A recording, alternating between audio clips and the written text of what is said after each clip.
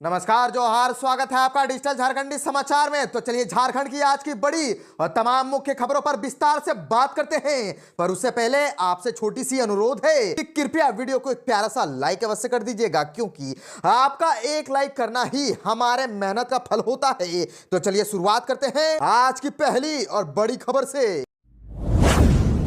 इस वक्त की बहुत बड़ी खबर झारखंड से आ रही है, जहां पर झारखंड में पारा शिक्षकों का मानदेय में 4% का बढ़ोतरी हो गई है और ये जनवरी से होगी लागू। जी हां, दरअसल झारखंड के 58,000 पारा शिक्षकों के मानदेय में जनवरी 2025 से 4% की बढ़ोतरी होगी। स्कूली शिक्षा व साक्षरता विभाग ने 2025, 26 और 2027 तक बढ़ोतरी की राशि तय कर दी है। इसमें 2027 में टेट पास पारा शिक्षकों को अधिकतम 27,000 तक की राशि मिलेगी, जबकि प्रशिक्षित पारा शिक्षकों को 20,160 रुपए मिलेंगे। और आपको बताते चले कि अगर ये आकलन परीक्षा में सफल हो जाते हैं तो उन्हें 21,552 रुपए मिलेंगे। और आपको बता दें कि मानदेय में बढ़ोतरी जनवरी 2023 से ही होती आ रही है। 4% राशि बढ़ोतरी के साथ साथ शिक्षा विभाग ने अगले 3 साल की मासिक मानदेय की गणना भी तय कर ली है। इसमें पूरे 1 साल जनवरी से दिसंबर तक पारा शिक्षकों की कितनी मानदेय मिलेगा, इसका निर्धारण भी कर लिया गया है। और आपको बता दें कि वर्तमान में जनवरी 2024 से छठी से 8वीं में पढ़ाने वाले टेट पास पारा शिक्षकों को 24,300 और पहली से 5वीं वाले टेट पास पारा शिक्षकों को 22,680 रुपए दिए जा रहे हैं।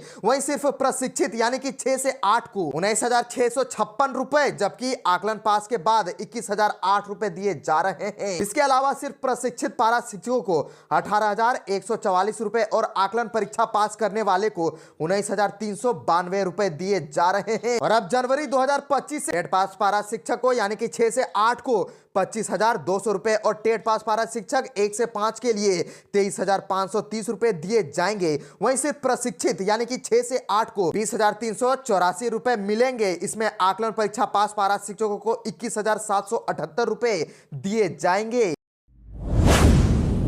झारखंड में आज से शुरू हो रहा है विधानसभा का पहला सत्र और बैठक में सत्र को लेकर के बनाई गई रणनीति। दरअसल छठी झारखंड विधानसभा का पहला सत्र आज से शुरू हो रहा है। 12 दिसंबर तक चलने वाले सत्र में पहले दिन विधायकों का शपथ ग्रहण होना है। इसके बाद स्पीकर का चुनाव होगा। सत्र के लिए इंडिया गठबंधन और एनडीए के विधायकों की अलग अलग बैठक हुई। बैठक में सत्र को लेकर के रणनीति बनाई गई। सीएम आवास पर हुई सत्ता पक्ष के विधायकों की बैठक में मुख्यमंत्री हेमंत सोरेन ने इंडिया गठबंधन के नवनिर्वाचित विधायकों से कहा कि सत्र में राज्यपाल के अभिभाषण पर वाद विवाद के दौरान तार्किक रूप से अपनी बात रखे। बैठक में अनुपूरक बजट पर भी रणनीति बनाई गई। बैठक के बाद संसदीय कार्य मंत्री राधाकृष्ण किशोर ने कहा कि बैठक में अनुपूरक बजट से लेकर के राज्यपाल के अभिभाषण पर विपक्ष के प्रश्नों का तार्किक जवाब देने के लिए कहा गया है। और आपको बता दें कि 4 दिनों की सत्र में पहले और दूसरे दिन नवनिर्वाचित विधायकों का शपथ ग्रहण होना है। सबसे पहले मुख्यमंत्री, उसके बाद मंत्री विधानसभा सदस्य के रूप में शपथ लेंगे। इसके बाद विधायकों का शपथ ग्रहण होगा। जिन सदस्यों का पहले दिन शपथ नहीं हो सका उन्हें दूसरे दिन प्रोटेम स्पीकर स्टीफन मरांडी शपथ दिलाने की बात हो रही है। दूसरे दिन स्पीकर का चुनाव होगा और 11 दिसंबर को राज्यपाल का अभिभाषण होना है। इसी दिन हेमंत सरकार द्वितीय अनुपूरक बजट पेश कर रही है। सत्र के अंतिम दिन राज्यपाल के अभिभाषण पर धन्यवाद प्रस्ताव लाया जाएगा और फिर इस पर चर्चा होगी। अभिभाषण पर सरकार का उत्तम और मतदान होगा। झारखंड में कनकनी ने हाल बेहाल करके रख दिया है। झारखंड के 10 जिलों में आज होगी बारिश और साइक्लोनिक सर्कुलेशन का दिखेगा असर और तापमान गिरने से बढ़ जाएगी कनकनी। दरअसल झारखंड के मौसम का मिजाज आज से बदल सकता है। आज और कल राज्य के अलग अलग हिस्सों में हल्के से मध्यम दर्जे की बारिश होने की संभावना जताई गई है और राज्य के कई जिलों में मेघ गर्जन भी हो सकता है। आज को हल्की बारिश हो सकती है और मौसम केंद्र रांची के निदेशक अभिषेक आनंद के मुताबिक पश्चिमी विक्षोभ से साइक्लोनिक सर्कुलेशन बन रहा है। यह बंगाल की खाड़ी से नमी लेकर के आ रहा है। इससे दिन के तापमान में 2 से 3 डिग्री सेल्सियस गिरावट आ सकती है और न्यूनतम तापमान चढ़ सकता है। कल को राज्य के संथाल परगना और अन्य हिस्सों में हल्की से बारिश हो सकती है। और आपको बताते चले कि आज जिन जगहों में बारिश होगी और जिनको लेकर के अलर्ट जारी किया गया है उनमें साहेबगंज, गोड्डा, पाकुड़, दुमका, देवघर, जामताड़ा, गिरिडीह, धनबाद, कोडरमा, हजारीबाग, चतरा, रामगढ़, बोकारो, रांची, लोहरदगा, गुमला, खूंटी, सरायकेला, खरसावा, पश्चिम सिंहभूम, पूर्वी सिंहभूम और सिमडेगा को लेकर के आज संभावित बारिश बताई गई है। और मौसम विभाग के मुताबिक अगले 24 घंटे के दौरान राज्य के पलामू, गढ़वा, लातेहार और उत्तरी भाग के कुछ हिस्सों को छोड़ करके राज्य में कहीं कहीं हल्के स्तर की बारिश हो सकती है, यानी कि छिटपुट बारिश होगी, जिससे कि कनकनी बढ़ जाएगी। झारखंड में बिजनेस करने वाले को लेकर के हेमंत सोरेन ने दे दी है बहुत ही बड़ी सौगात। अब झारखंड में 25 लाख रुपए तक के लोन लेने पर सरकार दे रही है 40% सब्सिडी। दरअसल अगर आप झारखंड के स्थानीय निवासी हैं और अपना खुद का बिजनेस शुरू करना चाहते हैं तो आपके लिए एक अच्छी खबर है। हेमंत सोरेन सरकार द्वारा किए गए मुख्यमंत्री रोजगार सृजन योजना के माध्यम से 25 लाख रुपए तक के लोन ले सकते हैं। 50,000 रुपए तक को तो आपको किसी गारंटी की जरूरत ही नहीं होगी और लोन लेने पर सरकार द्वारा 40% या 5 लाख रुपए तक की सब्सिडी भी दी जाती है। और हेमंत सोरेन सरकार के मुख्यमंत्री रोजगार सृजन योजना के तहत अगर आप 50,000 रुपए तक से अधिक का लोन लेते हैं तो आपको डीपीआर जमा करना अनिवार्य है। संकलन आवेदन को कल्याण विभाग समीक्षा करता है। इसके बाद चयनित आवेदन को आगे की कार्यवाही के लिए संबंधित बैंक को भेज दिया जाता है। बैंक से लाभुक को मांगी गई राशि प्राप्त होती है। हालांकि 50 या इससे कम के आवेदन पर किसी गारंटी या डीपीआर की जरूरत नहीं पड़ती है।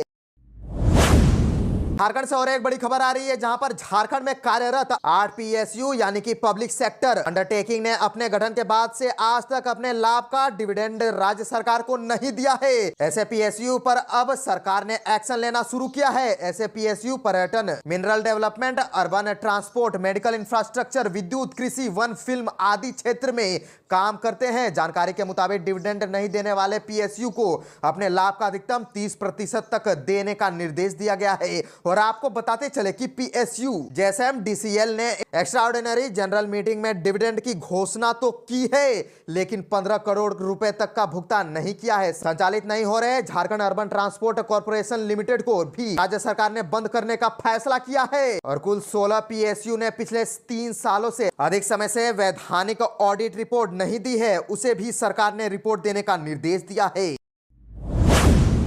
लालू प्रसाद यादव से पटना में मिले झारखंड के मंत्री संजय प्रसाद यादव। आरजेडी सुप्रीमो ने दी सलाह। झारखंड के श्रम मंत्री संजय प्रसाद यादव पदभार ग्रहण करने के बाद बिहार की राजधानी पटना पहुंचे। उन्होंने राजद अध्यक्ष लालू प्रसाद यादव, बिहार की पूर्व मुख्यमंत्री राबड़ी देवी और विपक्ष के नेता तेजस्वी यादव से मुलाकात की। लालू प्रसाद यादव ने उन्हें गरीबी की तकदीर बदलने के लिए काम करने को कहा। उन्होंने कहा कि विरोधियों को विकास कार्यों में जवाब दे। राजद सुप्रीमो लालू प्रसाद यादव ने झारखंड के मंत्री संजय प्रसाद यादव को झारखंड हित और जनहित में काम करने की सलाह दी। उन्होंने कहा कि निष्ठा और ईमानदारी से गरीबों के उत्थान के लिए काम करे, गांव-गांव जाकर के गरीबों के दुख दर्द को समझे और उनकी समस्याओं को गंभीरता से लेकर के समाधान करे। राज्य, समाज और देश के विकास के लिए हमेशा आगे रहे और विकास कार्यों के जरिए विरोधियों को जवाब दे।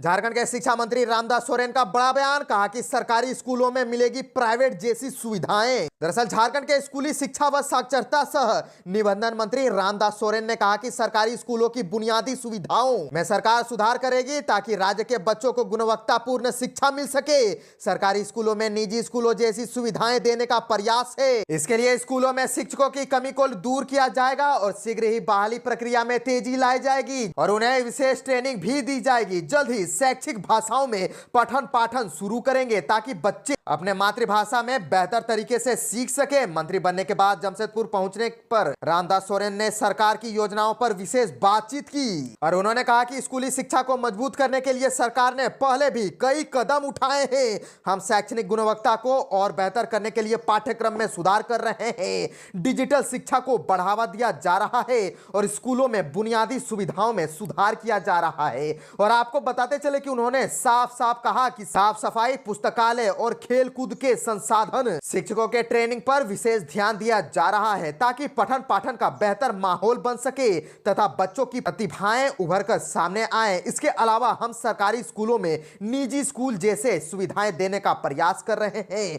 ताकि हर बच्चा गुणवत्तापूर्ण शिक्षा प्राप्त कर सके।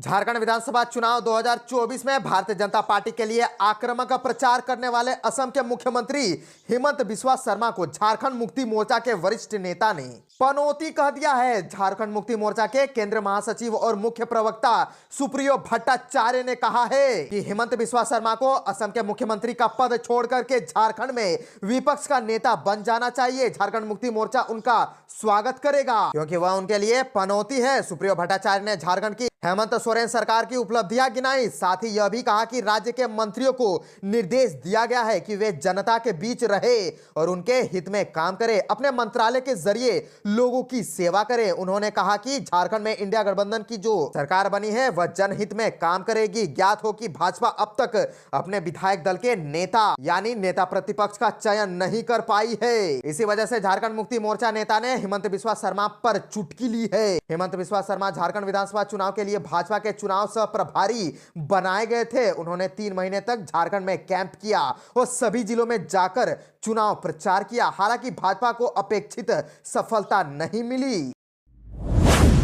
गुमला डीसी भी 10वीं और 12वीं बोर्ड के बच्चों को अब पढ़ाएगी। सीओ रैंक के 96 अफसर 140 स्कूलों में जाएंगे। बच्चे और पेरेंट्स भी उत्साहित। दरअसल आदिवासी बहुल गुमला जिले में शिक्षा की स्थिति बहुत बेहतर नहीं है। बच्चों में शिक्षा के प्रति रुझान बढ़े, उन्हें क्वालिटी एजुकेशन मिले, 10वीं 12वीं की बोर्ड के रिजल्ट में सुधार हो, इसके लिए अधिकारियों ने एक अच्छी शुरुआत की है। डीसी से लेकर के अचल अधिकारी रैंक के 96 अधिकारी गुमला के 140 स्कूलों में 10वीं और 12वीं बोर्ड के बच्चों की साप्ताहिक में 2 क्लास लेंगे। इसकी शुरुआत भी कर दी गई है। अधिकारियों के इस पहल से छात्र और उनके पेरेंट्स भी काफी उत्साहित है। डीसी कर्ण सत्यार्थी के नेतृत्व में शिक्षा का भेंट अभियान चलाया गया है। अभियान को लेकर के अभिभावक और शिक्षक उत्साहित है। वे बोर्ड परीक्षा में बेहतर प्रदर्शन की कोशिश में जुट गए हैं। जिले में अभियान का अच्छा रिजल्ट देखा जा रहा है।